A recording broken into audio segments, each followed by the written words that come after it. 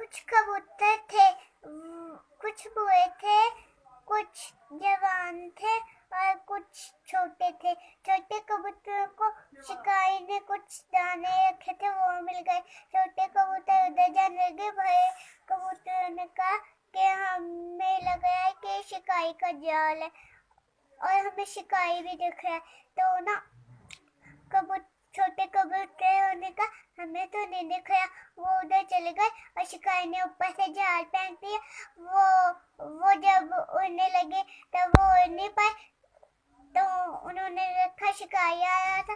तो ना भाई कबूतर ने कहा जैसे ही मैं 3 तक गिनूं वैसे ही तुम लोग अपने पैरों के जोर से उड़ जाना।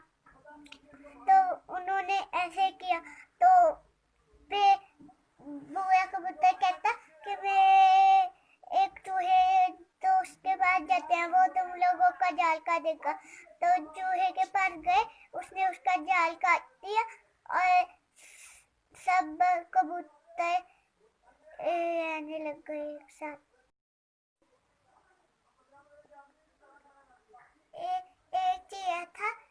एक चिड़िया से एक कौवा था। दोनों मिलजुल कर रहते थे। एक बार चिड़िया ने ना कौवे ने चिड़िया को मारा और उसको ना मिट्टी में दबा दिया और ना एक और चिड़िया से दोस्ती